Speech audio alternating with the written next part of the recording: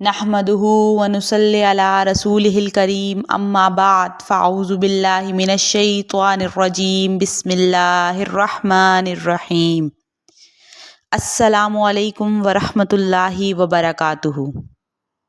حروف مفردات۔ قرآن پاک پڑھنے سے پہلے ہم قاعدہ پڑھنا سیکھیں گے تاکہ ہم ہر حروف کو صحیح طریقے سے پڑھنا سیکھ لیں۔ قرآن پاک پڑھنے سے پہلے قاعدہ پڑھنا اس لیے ضروری ہے تاکہ ہم ہر حروف کو اس کے عین مطابق پڑھ سکیں۔ نورانی قاعدہ۔ آج ہم قاعدے کے پہلے سبق کے بارے میں جانیں گے۔ قاعدے کے پہلے سبق کا نام حروف مفردات ہے۔ حروف مفردات کا مطلب۔ قاعدے کے حروف تہجی۔ حروف مفردات کی تعداد۔ قاعدے کے حروف تہجی کی تعداد 29 ہے۔ حروف مفردات کو کس لہجے میں پڑھنا؟